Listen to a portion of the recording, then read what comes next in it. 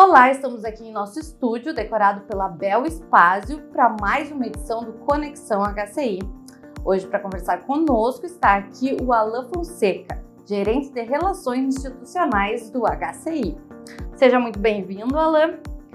Primeiro, eu quero perguntar para ti, dos 88 anos do HCI, quase 20 deles você atua como colaborador do HCI, alguns deles, muitos deles, como assessor de comunicação. Quero saber o que você acha do novo posicionamento do hospital e da nova identidade, da mudança de nome fantasia do HCI.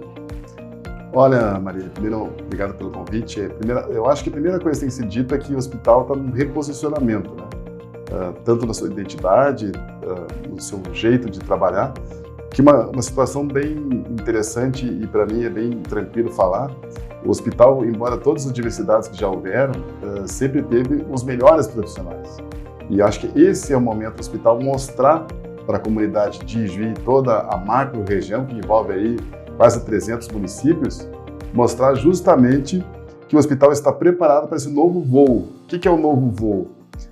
Nós temos hoje tranquilamente os melhores profissionais, como eu já te disse, e aliado a isso a tecnologia, né? A tecnologia nossa, ela é do primeiro mundo. Tanto é fato que hoje nós somos considerados o quarto hospital do estado, né? Junto com Porto Alegre. Então veja o nível que está em Ijuí hoje. E isso graças aos nossos colegas, né? Eu, que, como você bem disse, estou quase há 20 anos lá, sei do potencial de cada um, tanto na parte da assistência como também na parte administrativa, né? E agora com esse novo momento, uma nova diretoria, uma nova gestão hospitalar, a gente está vendo os resultados aparecerem. Tanto é fato que nós temos hoje profissionalizado esse setor que aqui estou, né, que é fazer o relacionamento institucional, leia-se se aproximar de governo do estado, se aproximar do governo federal, se aproximar dos parlamentares, seja tanto a nível estadual como federal, né, porque realmente na política e na gestão pública, propriamente dita, é que estão os recursos. Então a gente tem que ir atrás deles, né? As emendas parlamentares é um ponto principal para isso, né? Que inclusive cobre uma defasagem histórica do SUS, né? Uma defasagem que atrapalha a gestão de qualquer hospital. Isso não é só um problema aqui em Ijuí, é um problema nacional hoje, que é a defasagem da tabela SUS, que não é reajustada há mais de 20 anos. E com isso, as próprias emendas parlamentares vêm para ajudar e equilibrar as contas, que é uma dificuldade enorme para cada gestor. Falando agora sobre essa nova função que tu assumiu agora faz 2 anos, né, conforme você me falou, de gerente de relações institucionais. Ela é uma função que não existia antes e que é basicamente o relacionamento entre a instituição e os governos federal, estadual, a busca por verbas, por emendas. Eu quero que você me fale sobre os principais desafios que você vem enfrentando ao longo desses anos e as principais conquistas também. Claro. Você que é do meio da comunicação sabe as dificuldades que a gente encontra no dia a dia no trabalho. Virando a chave para mim, qual é a mudança que eu vi para mim? Além de eu gostar de política, né, tem um lado positivo, que eu tive uma participação como profissional na Assembleia Legislativa lá no início dos anos 2000, né? Vejam bem que eu já tenho quase 31 anos já de profissão, né? Então isso é importante, conta muito, né? A experiência e os relacionamentos. Diante dessa experiência em Porto Alegre, onde fiquei 8 anos por lá, muitos dos deputados federais de hoje estavam naquela época, né? Como deputado estadual, então tinha uma interação com a maioria deles, independentemente de partido, né? E essa identidade minha com os parlamentares já existia, agora só se intensificaram, né? Como eu estou especificamente nesse trabalho voltado à busca de recursos, facilitou bastante. Prova disto, você foi testemunha ocular na semana passada, que nós tivemos uma visita importante, na verdade nem foi uma visita, sim uma reunião importante no Ministério da Saúde, onde o deputado Bongás, Elvino Bongás, do PT, veja bem que nós não escolhemos partidos, todos os partidos são importantes, juntamente com o vereador aqui de Ijuí, que é o seu interlocutor, o Beto Noronha. Ele esteve conosco lá em Brasília, onde tivemos uma importante reunião no Ministério da Saúde e conseguimos uma aprovação pela importância do hospital. Veja bem que não é pela beleza de um nem de outro, e sim pela importância, né, do hospital, conseguimos um incremento de um aparelho de última geração na parte da radioterapia, né, onde os próprios médicos vão vir aqui também explicar a mudança, a qualidade no tratamento que vai ser a partir desse novo equipamento. Um equipamento de 10 milhões de reais, então, por si só, já mostra a importância dele. Então, essa interação com os parlamentares de todos os partidos, e eu tenho essa tranquilidade de falar, porque não sou filiado a partido nenhum, né? Eu consigo transitar em todos os partidos, acho que esse é o principal foco, né?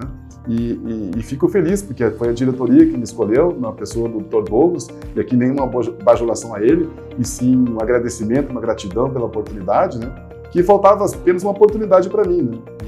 E eu tenho que mostrar resultados, obviamente, como a gente também na assessoria de imprensa faz. Mas eu vejo que hoje, e aqui é um exemplo, a profissionalização também da parte do marketing do hospital é fundamental, né? Tanto é fato que nós já trocamos o nome dele, no sentido de trazer uma parte positiva do hospital, né? Como eu te falei, já temos lá a tecnologia, já temos os melhores profissionais, agora é trabalhar com a imagem dela. Começa contigo, começa com toda a estrutura da NOA, né? Um avanço para o hospital, porque veja bem, eu trabalhei na comunicação 15 anos, né? Sozinho, um hospital com 1.200 funcionários, com os serviços que você está vendo lá cada vez mais evoluídos, né? Então, estamos num caminho crescente, o próprio presidente fala que daqui 5 anos sejamos o principal hospital do interior do estado, é um desafio enorme, né? E todos nós estamos juntos no mesmo barco, né? E com certeza vamos conseguir esse resultado. Não é fácil, precisa de muito empenho, muita dedicação. Prova disso que nessa última viagem a Brasília, tinha ainda o tal do ciclone extratropical, e a gente ficou lá em Guarulhos, no aeroporto, aguardando a questão da liberação, vai ou não vai. Chegamos em Porto Alegre 1h, e era justamente num jogo do Bahia, o Grêmio Bahia, e aí a gente ficou sem hotel, porque Porto Alegre estava com a lotação hoteleira completa, e a gente ficou sem hotel e inventamos de largar direto para Juiz, sem dormir, né? Então chegamos 7h aqui no outro dia. Então são bastidores, né? Mas com alegria. Eu quero que tu entenda que não é aquele sacrifício tipo a morte da bezerra, né? Muito ao contrário, uma alegria enorme, uma satisfação de saber que a gente saiu de lá de Brasília com um resultado altamente positivo, porque uma coisa que eu aprendi, Marília, e eu quero que quem está nos assistindo entenda, nada cai do céu, né? Nada cai do céu. Se você não for atrás, não ter a humildade de pedir com jeito, com respeito. O que falta hoje na humanidade é respeito, né? A gente sente isso, né? Falta respeito, acho que a inveja, o ciúme, essas situações aí constrangedoras estragam um pouco as relações, né? Então, quando tu tem um pouco de empatia, respeito, sabe chegar nas pessoas com humildade, tu consegue, tem resultados. Foram quantos anos buscando nos bastidores por esse equipamento? Só para ter uma ideia, foram 10 reuniões, né? 10 reuniões anteriores. Praticamente todos os diretores voluntários do hospital, e eu quero que a comunidade entenda que os diretores voluntários não recebem um centavo para estarem lá. Eles estão de voluntário mesmo, o voluntariado na veia, né? O contratado sou eu. Então, fico muito feliz por eles terem me escolhido para estar junto nesse processo de mudança do hospital, mudanças de paradigmas, e quero outro entendimento que eu quero que a comunidade tenha.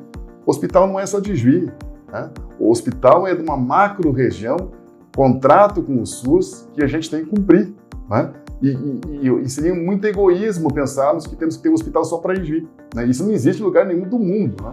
Um hospital, ele é aberto as portas para salvar vidas, independentemente de lugares, né? E como migrou muito, e isso é outra informação importante, como migrou muito a questão de quem tem plano de saúde, sair do plano pela questão de valores, questão que subiu, e migrar para o SUS, né? E isso prejudicou bastante também os atendimentos em todo o país. Mas faz parte, todos têm direito, até porque a Constituição diz que o SUS é universal, todos têm direito, né? Então, temos que ter esse entendimento. Acho que o bom senso tem que existir no sentido de atendimento, né? Casos graves sempre é no HCI, isso é fato, e obviamente quando estiver lotado, ele entra no sistema do Estado, que é o grande regulador, né? E vai dizer aonde que esse paciente quer. Por que as pessoas brigam para ficar no HCI? Porque sabem que lá vão ter a guarida, vai ter o atendimento in loco, né? E bem feito, né? Isso que é importante para que fiquem lá e sejam salvos. Então, a gente, por um lado, se sente feliz de saber que as pessoas querem ficar no HCI, mas ela tem uma capacidade instalada que por si só, pela abrangência, ela fica no limite, né? Então, esse entendimento as pessoas têm que ter também. Então, o hospital ainda está comemorando, né, a conquista do novo acelerador linear, mas o que vem pela frente? Quais são as negociações que estão em andamento? O entendimento da diretoria, e é o que eu compro sempre a ideia, que nós temos que ter relações com todas as esferas, tanto a nível municipal, tanto a nível estadual, como federal. Nós construímos um caminho interessante com o governo federal, prova disso é esse equipamento, que está saindo agora. Acreditamos que no máximo até final do ano já esteja comprado e já no Brasil, que é importado, o aparelho em torno de 10 milhões de reais, esse novo aparelho de radioterapia.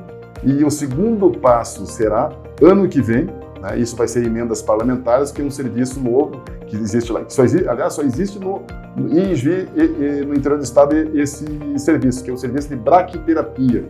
Braquiterapia é específico para câncer de colo de útero em senhoras, né? Esse equipamento ele já existe aqui no CACOM, mas ele está sucateado, né? Ele já tem 20 anos, então ele entra em obsolescência, como se chama, se é a palavra, né? Então nós precisamos comprar um novo. O custo é em torno de 2,5 milhões.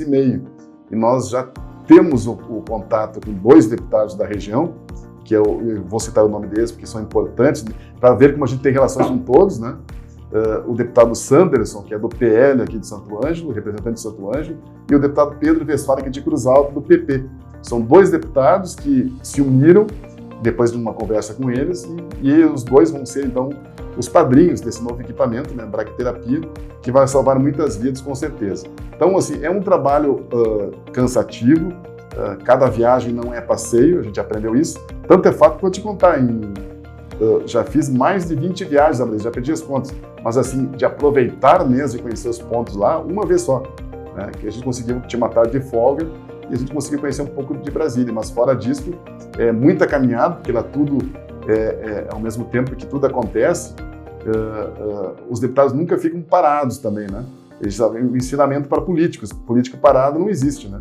Eles estão sempre circulando, se eles não estão nas comissões lá no Congresso, estão no gabinete ou fazendo agenda nos ministérios com seus respectivos eleitores, lê-se prefeitos, vereadores, hospitais.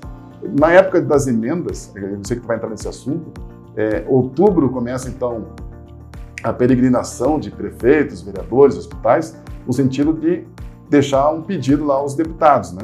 Mas o poder de decisão é deles. Quem decide é o deputado onde destinar a emenda.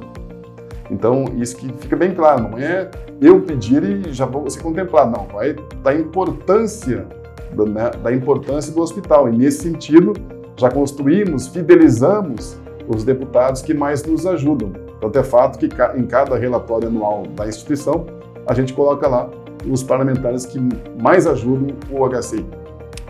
Certo, para finalizar, eu quero que você explique como funcionam essas destinações de emendas, de verbas que vêm dos deputados, enfim, porque muita gente questiona, porque o hospital recebeu tantos milhões, por que está faltando aqui, por que está faltando ali?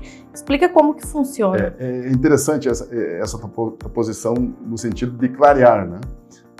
Só para que a comunidade entenda, emenda parlamentar não é dinheiro livre, não é dinheiro que eu vou pegar e investir ao meu bel prazer.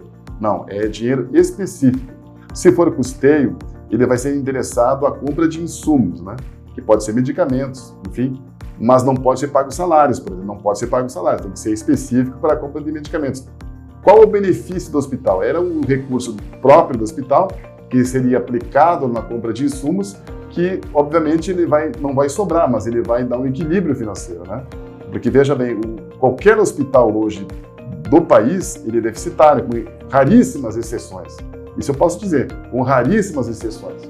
Isso são dados históricos que a Confederação Nacional das Santas Casas sempre prega, né? De cada R$100, R$68 o SUS paga e o restante já é um prejuízo, já é um déficit. Então tem que correr atrás, seja com emenda parlamentar, seja com incremento de novos convênios de particular, que dá um equilíbrio financeiro nas instituições. Isso é um trabalho de gestão, né? Não propriamente de quem faz a captação, no meu caso. Mas, especificamente, a emenda parlamentar de custeio, como eu te falei, é para compra de insumos, tem que fazer um plano de trabalho daquilo que tu vai investir e depois também a prestação de contas. Até porque os órgãos de fiscalização hoje, eles melhoraram muito essa questão para evitar qualquer tipo de desvios, né? Tanto isso, e quando acontece algum tipo de irregularidade, obviamente que é acionado o Ministério Público, Polícia Federal e todos os órgãos fiscalizadores. Então, bem tranquilo nessa parte. Quando é equipamentos, a mesma situação. É específico equipamentos, tem que existir 3 orçamentos, tem que existir a compra, tem que existir o plano de trabalho e, consequentemente, após a vinda dos equipamentos, vai ter lá o lacre da instituição, que tem que tirar fotos do equipamento, do lacre, da nota fiscal e fazer a prestação de contas. É um trabalho muito bem elaborado e nós temos lá uma profissional para cuidar disso, né? Então, a transparência é uma das marcas da nova diretoria, que prega justamente essa transparência para evitar qualquer tipo de mal-entendido e mal-estar. Acho que a comunidade, a partir deste momento, a partir desse ano de 2023, ela tem bem claro que o hospital ele não é público, ele é um hospital que presta serviços ao SUS, quer ser um serviço de excelência, mas também tem que ter a credibilidade de que a comunidade entenda que ele vai atender dentro da sua capacidade instalada, né? Não adianta termos lá 22 pacientes de urgência e emergência e não termos leito de UTI. Então, nesse sentido que você bem disse, os próximos projetos é ampliação dos leitos de UTI, né? Que é a unidade de tratamento intensivo, né? onde os pacientes graves ficam. Então, a ideia é construirmos mais 10 leitos, né? Que somariam, então, a 40 leitos de SUS hoje, de UTI. Hoje nós temos 10 leitos de neonatal, de bebezinhos, né? Temos 10 leitos de UTI coronariano, para quem tem doenças do coração, fez cirurgia cardíaca, ou fez um cateterismo, precisa ficar um dia, 2 dias lá. Existem 10 leitos e mais 10 leitos da UTI adulto, que é para UTI geral mesmo, né? E a ideia da diretoria, acho eu que vamos conseguir, a partir do Estado, né?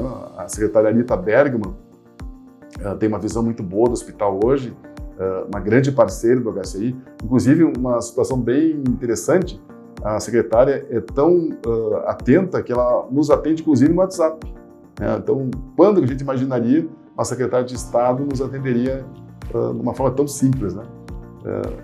Então, essa relação já existe, né?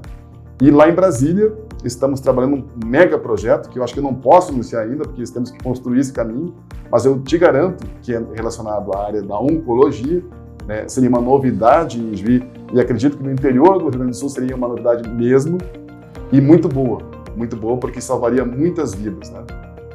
Quase falei, mas não posso falar o que é o projeto por si só, porque a gente está planejando ele, né? Está construindo a muitas mãos.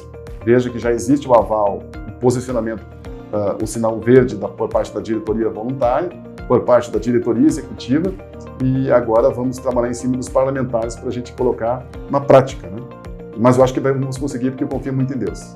Então, vem muita coisa boa por aí. Muito obrigada, Alain, pelos seus esclarecimentos. Muito obrigada a você que nos acompanhou até agora. Na sexta que vem estamos de volta com o nosso videocast Conexão HCI. Até lá!